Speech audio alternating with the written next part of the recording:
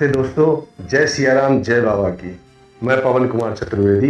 एक छोटी सी कहानी, इस कहानी को आपको अवश्य सुनना चाहिए। काशी प्राचीन समय से प्रसिद्ध है। संस्कृत विद्या का वह पुराना केंद्र है। उसे भगवान विश्वनाथ की नगरी या विश्वनाथपुरी भी कहा जाता है। विश्वनाथ जी का यहाँ बहुत प्राचीन मंदिर है। एक दिन विश्वनाथ जी के पुजारी ने स्वप्न देखा कि भगवान विश्वनाथ उनसे मंदिर में विद्वानों तथा धर्मात्मा लोगों की सभा बुलाने को कह रहे हैं। पुजारी ने दूसरे दिन सवेरे ही सारे नगर में इसकी घोषणा करवा दी।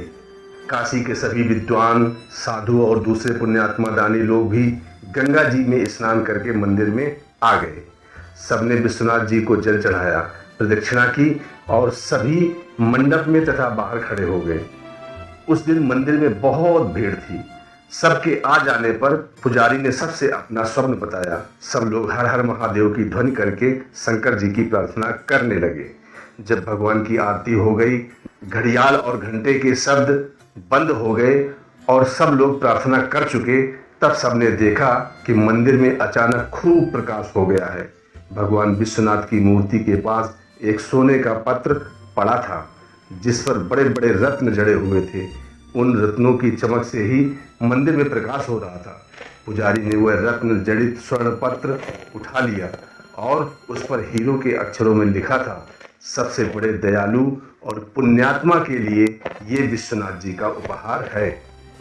पुजारी बड़े त्यागी और सच्चे भगवत भक्त थे। उन्होंने वह पत्र उठाकर सबको दिखाया।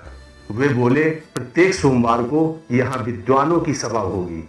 जो सबसे बड़ा पुण्यात्मा और दयालु अपने को सिद्ध कर देगा, उसे यह स्वर्ण पत्र दिया जाएगा। देश में चारों ओर यह समाचार फैल गया। दूर दूर से तपस्वी, त्यागी, व्रत करने वाले, दान करने वाले लोग काशी आने लगे। एक ब्राह्मण ने कई महीने लगातार चांद्रायण व्रत किया था। वे उस स्वर्ण पत्र को लेने आए, लेकिन जब स्वर्ण पत्र उन्हें दिया गया, उनके हाथ में जाते ही वह मिट्टी का हो गया। उसकी ज्योति नष्ट हो गई। लज्जित होकर उन्होंने स्वर्ण पत्र लौटा दिया। पुजारी के हाथों में आते ही वह फिर सोने का हो गया और उसके रत्न चमकने लगे। एक बाबूजी ने बहुत से विद्यालय बनवाए थे, कई स्थानों पर सेवा आश्रम चलाते थे। दान करते करते उन्होंने अपना लगभग सारा धन खर्च कर दिया था। बहुत सी संस्थाओं को वे सदा दान देते थे। अखबारों में उनका नाम छपता था। वे भी स्वर्ण पत्र लेने आए, किंतु उनके हाथ में जाकर भी वह मिट्टी का हो गया। पुजारी ने उनसे कहा, आप पद, मान या यश के लोभ से दान करते जान पड़ते हैं। नाम की इच्छा से होने वाला दान सच्चा दान नहीं है। इसी प्रकार बहुत से लोग आए, किंतु कोई भी स्वर्ण पत्र पा नहीं सका। सबके हाथों में पहुंचकर वह मिट्टी का हो जाता था। कई महीने बीत गए। बहुत से लोग स्वर्ण पत्र पाने के लोभ से भगवान विश्वनाथ के मंदिर के पास ही दान पुण्य करने लगे, लेकिन स्वर्ण पत्र उन्हें भी नहीं मिला। एक दिन एक बूढ़ा किसान भगवान विश्वनाथ के दर्शन करने आया। वह देहाती किसान था और बहुत ही सरल था। उसके कपड़े मैले और फटे थे। वह केवल विश्वनाथ जी का दर्शन करने आया था।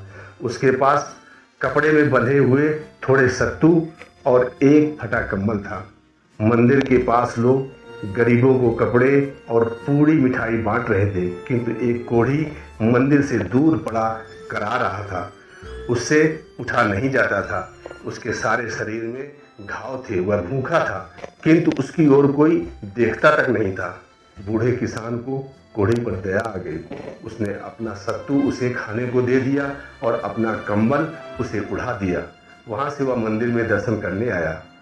मंदिर के पुजारी ने अब नियम बना लिया था कि सोमवार को जितने यात्री दर्शन करने आते हैं, सबके हाथ में एक बार वह स्वर्ण पत्र रखते थे।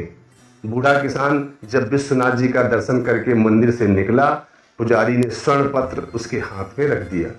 उसके हाथ में जाते ही स्वर्ण पत्र में जड़े रत्न दुगने प्रकाश से चमकने लगे। सब लोग बूढ़े की प्रशंसा करने लगे। पुजारी ने कहा, ये स्वर्ण पत्र तुम्हें विश्वनाथ जी ने दिया है, जो निर्लोभ है, जो निस्वार्थ भावना से कार्य करता है, जो दीनों पर दया करता है, जो बिना किसी स्वार्थ के दान करता है और दुखियों की सेवा करता है, वही सबसे बड़ा पुण्यात्मा है। साथियों, पूज्य गुरुदेव बाबा नीम करोली श्री हनुमान जी ने भी यही शिक्षा दी है कि कोई भी कार्य करो वो निर्लोभ होकर करो, निस्वार्थ भावना से करो, इससे बड़ा कोई पुण्य नहीं है। और जो निस्वार्थ भावना से कार्य करता है, ईश्वर उसकी सदैव सहायता करते हैं, हर समय उसकी सहायता करते हैं।